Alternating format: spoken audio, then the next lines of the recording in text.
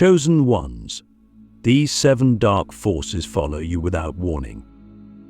If you're a chosen one, then you need to understand this first. Your awakening was not your beginning. It was your remembering. And the moment you began to remember, something ancient stirred not just within you, but around you. These dark forces didn't suddenly appear in your life out of nowhere. They've been with you since the start, hidden in the background, watching, waiting, testing. The moment you took your first breath, they knew. They sensed what you carry, even when you didn't, and they made a silent oath to follow you until you either collapse under the weight of your potential or rise into it fully and become unstoppable. But here's what no one ever warns you about. These forces don't come screaming. They don't walk in with red eyes and broken horns. They don't announce their presence. They blend. They slip into your mind like thoughts you mistake for your own. They sneak into your life through people who seem harmless. They follow you in shadows and shapeshift into experiences meant to derail you from your divine path. That's what makes them so dangerous.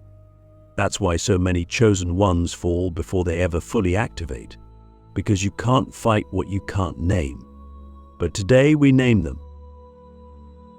Click subscribe to this channel to get more profound spiritual lesson. The first force that follows you is confusion disguised as logic. It's that incessant voice in your head that demands everything make rational sense.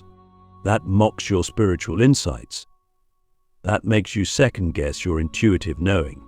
It wraps itself in the language of common sense, science, or normalcy, and tries to convince you that the visions, synchronicities, or spiritual downloads you've been having are just your imagination. But that's the trap. Because the most powerful truths don't live in the intellect, they live in your frequency. And this force knows that, so it buries your magic beneath a mountain of doubt. And if you don't recognize that voice for what it is, you'll keep shrinking your divine knowing into a human frame that was never meant to contain it. The second force is false identity. This one is subtle and starts early. It arrives through culture, family, religion, education, all the layers of programming that tell you who you are before you even have the chance to ask. It shapes your mind into a cage and then convinces you that cage is safety. It rewards you for playing small, for being predictable, for living someone else's version of success. But chosen ones were never meant to live pre-written scripts. And the moment you start deviating, saying no, asking why, following your own rhythm, this force panics. It sends guilt, shame, fear of abandonment, anything to pull you back into the costume you've outgrown. Have you ever felt that strange fear of being your true self around the people closest to you? That's not coincidence. That's conditioning. And it's the hand of this force at work. The third force is energetic parasites. Not just people who drain you, but thoughts, environments, and digital patterns that siphon your life force little by little, every day. These parasites are attracted to your light like moths to flame. Because chosen ones carry a frequency that naturally nourishes others. You've probably noticed it your whole life. People come to you with their problems. They feel safe around you. They say things like, "I don't know why I'm telling you this." That's your field working. But the dark forces see this too, and they exploit it. They send you people who don't want to heal, just feed. Situations that exhaust you but never grow you. Even apps and content designed to hook your dopamine and keep you distracted from your mission. That's why protecting your energy isn't selfish, it's sacred. You are not here to be a buffet for those who refuse to wake up. The fourth force is distraction dressed as opportunity. This one is lethal. It doesn't feel dark. It feels exciting. It looks like success, popularity, money, attention. It offers you paths that seem aligned on the surface, but underneath are hollow. This force knows it can't stop you with fear, so it tempts you with glitter. It shows up when you're almost aligned, almost clear, almost ready to commit fully to your purpose. Then suddenly someone offers you a job, a stage, a platform that's close but not true. If you say yes, it locks you into a path that looks impressive from the outside but starves your soul. And before you know it, you're respected, admired, well-paid and spiritually numb. That's the game. And most people fall for it because they don't realize this force doesn't want to kill your purpose. It just wants to dilute it until it's unrecognizable. The fifth force is sleepwalking through routine. This is the slowest, but perhaps most successful strategy the darkness uses. It doesn't attack you. It bores you. It gets you to accept numbness as normal. You wake up, scroll your phone, go to work, come home, distract yourself, sleep, repeat. And deep down, your soul is screaming, not from pain, but from forgetting. Because when you're truly awakened, life feels electric. Every moment is alive with meaning. But this force numbs your sensitivity with endless loops. It makes spiritual urgency seem dramatic. It convinces you that there's nothing wrong with waiting, that your awakening can wait until next week, next month, next year. But the truth is, time is a luxury that the chosen cannot afford to waste. And now I want to ask you something you probably haven't asked yourself in a long time. When did you stop feeling alive? Not when were you last happy, that's surface. I mean fully, spiritually, vibrantly alive. Can you remember the moment the flame began to flicker? Because until you name it, you can't reclaim it. There are two more dark forces, but they are deeper, more ancient, more dangerous than the rest. And if you've encountered them, it means your power is already awakening, which also means the resistance will be unlike anything you've known. These forces don't want your death, they want your derail, how chosen ones are spiritually stalled without even knowing it. The most dangerous forces that follow chosen ones don't come to kill you. They don't need to. Death would be too final, too obvious. Instead, they aim for something far more devastating: delay. They aim to keep you busy, entertained, distracted, emotionally conflicted, energetically misaligned just long enough that your true power never reaches its full bloom. You live, but you do not rise. You feel, but you do not act. You know, but you do not become. This is the slow suffocation of a divine mission under the blanket of spiritual sedation. And you don't even see it happening until it's too late. The sixth dark force that follows you without warning is false healing. This one wears a spiritual mask. It seduces you with the illusion that you're doing the work. You read the books, attend the workshops, journal, light candles, recite affirmations. It feels like growth, but underneath you're circling the same emotional wounds without ever piercing through them. You become addicted to the process of healing without ever reaching the breakthrough. This force makes you spiritual but never embodied, wise but never awakened. You become a collector of knowledge instead of a vessel of transmission. The most terrifying thing is that you feel better. And because you feel better, you stop reaching for truth. But here's the thing: truth doesn't always feel better. Sometimes it feels like death. Sometimes it rips your illusions apart and leaves you shaking. But it always leads to freedom. Have you ever asked yourself, am I healing, or am I avoiding the initiation that would change me forever? Because sometimes the greatest act of avoidance isn't running away, it's staying stuck in cycles that feel safe, feel productive, but lead nowhere. This is the trap of false healing. And it is where many chosen ones spend decades, well-intentioned, well-read, but energetically paralyzed, spiritually intelligent, yet disconnected from divine embodiment. The moment you start craving transformation over comfort, that's when the grip of this force begins to loosen, but not before. And now we arrive at the final force, the seventh, the most ancient, the most subtle, the one that only reveals itself once you've already committed to walking the path. It is the force of spiritual inversion. This doesn't attack you from the outside. It turns your own light against you. It whispers lies in the language of truth. It shows up as pride disguised as purpose, as superiority disguised as awakening. It wants you to believe that you've arrived before you truly have.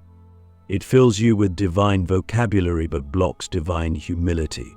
And its goal is simple, to make you look like light, but live in distortion. This is the most insidious trap, because the chosen ones who fall into it still sound holy. They still teach, inspire, channel, but something is off. Their presence doesn't heal, it hypnotizes. Their energy doesn't activate, it dominates. And you'll know you've touched this force the moment your ego begins to secretly crave the identity of being a chosen one more than the responsibility of being one. That craving to be seen as enlightened instead of simply being the light. This is where many fall from grace, not in the eyes of the public, but in the unseen realms where vibration speaks louder than appearances. So let me ask you something only the rarest souls will dare answer honestly. Are you serving the divine or performing the divine?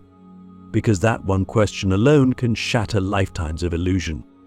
These 7 dark forces are not myth. They are not metaphors. They are energetic realities that feed off your delay, distortion, and disconnection. They thrive when you hesitate, when you justify staying small, when you spiritualize your avoidance. And above all, they thrive when you try to earn your right to awaken, as if you're still waiting for some perfect moment, some external validation, some final sign to tell you it's time. But if you are a true chosen one, you already know there is no sign. You are the sign. You were born with the blueprint encoded in your bones, your blood, your breath. You were born to walk paths that terrify most. You were born to hold frequencies that make the old world tremble. And every force trying to stop you knows this. That's why they don't attack. They distract. They seduce. They delay. And every time you hesitate, they win not by defeating you, but by dimming you. So how do you fight back? You don't need weapons.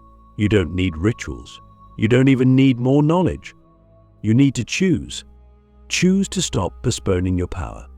Choose to stop flirting with your mission. Choose to burn the bridges to your old self so completely that there's nothing left to return to. Choose the fire. Choose the responsibility. Choose the truth so fully that the darkness can no longer follow you because there's nothing left for it to attach to.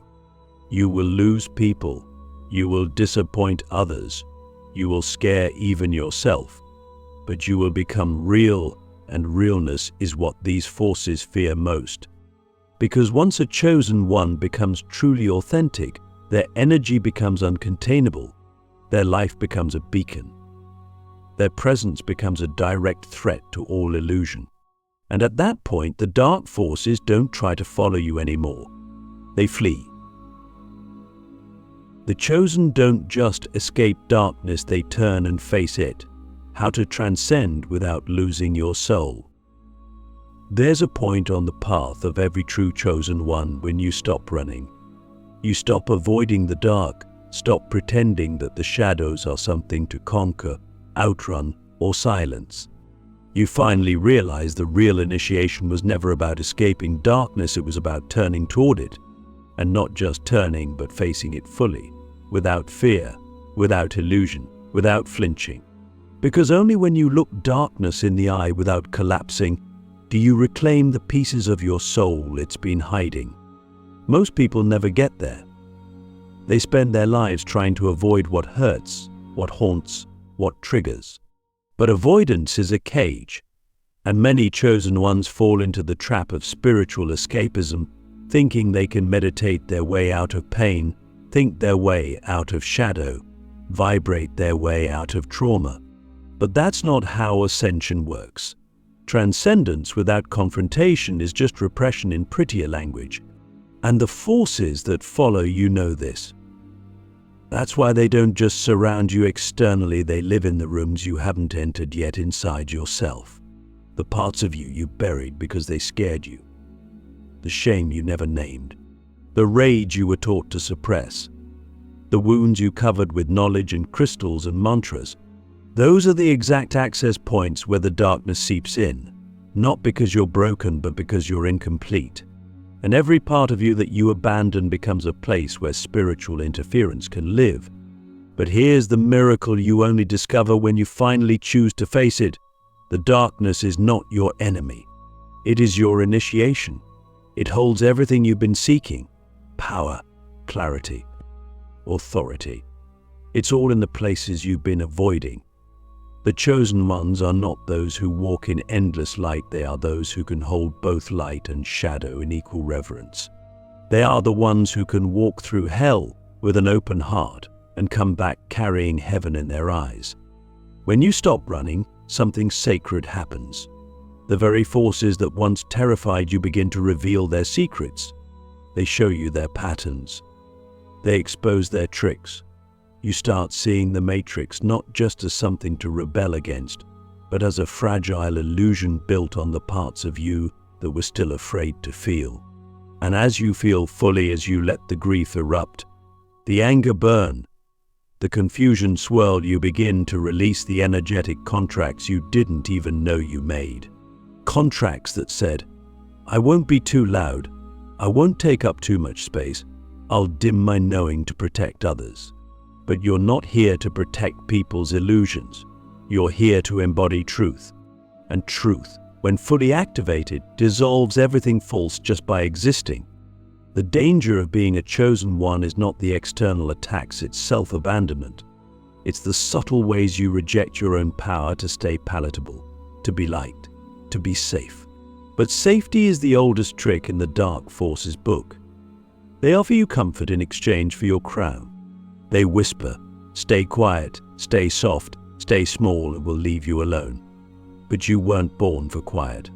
You weren't born for smallness. You were born with thunder in your bones, with vision in your veins, with the codes of a new world embedded in your soul.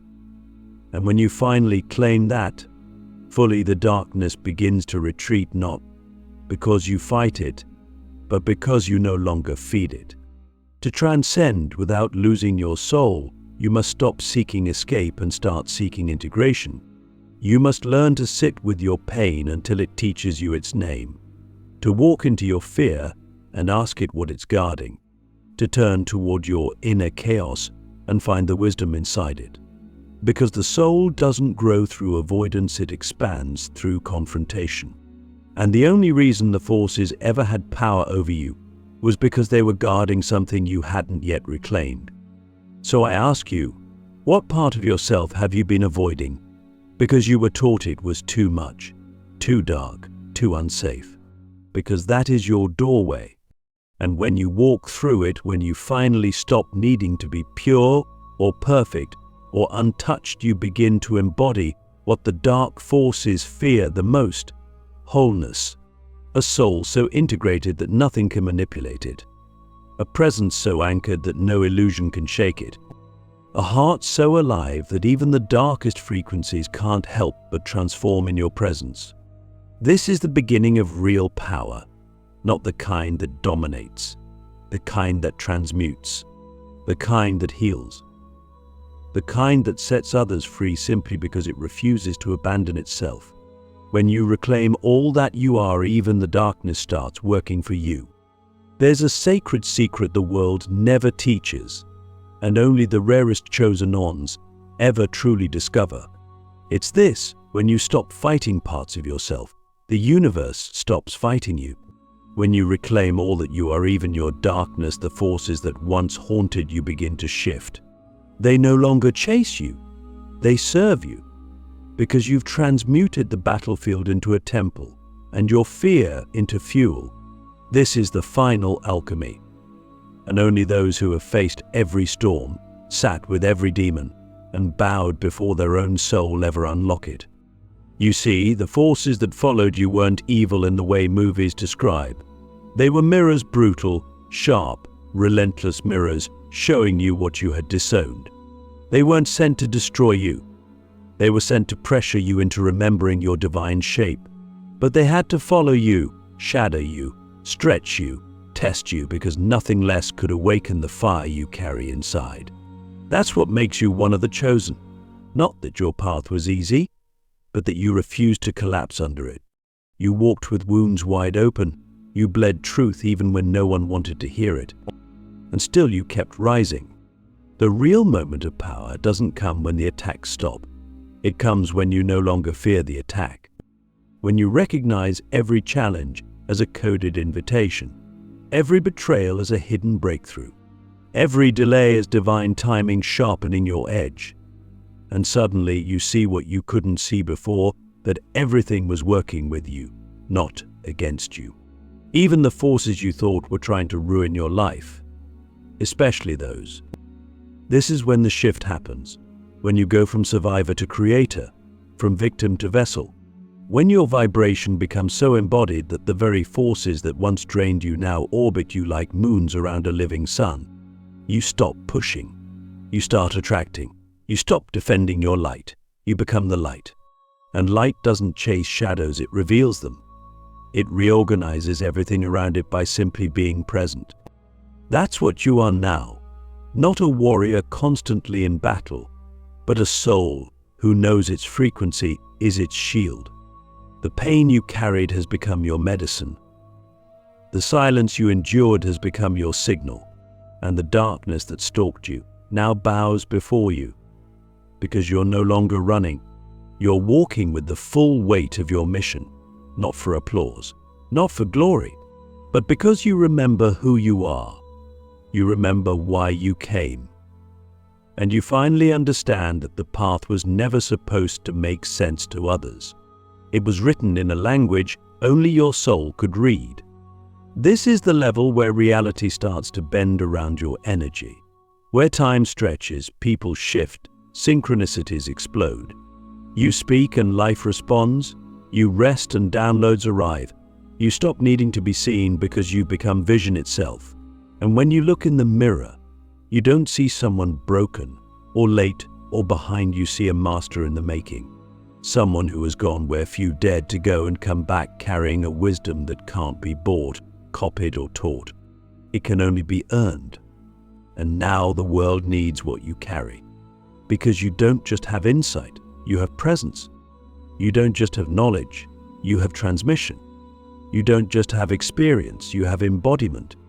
And nothing is more magnetic than a soul that has integrated its shadow, reclaimed its gifts, and chosen to walk in truth, no matter who stays or leaves. So let me ask you one last time, are you still hiding pieces of yourself to protect people who were never meant to walk your path? Because if you are, then even now the dark forces are still feeding. But if you've come to the end of this message, and you're still here, still breathing, still listening with that spark behind your eyes, then I know something most people never will. You made it. You've crossed the line between being chased and being chosen. And from this moment forward, nothing follows you that you haven't allowed. Nothing holds you that you haven't integrated. Nothing controls you that you haven't already made peace with.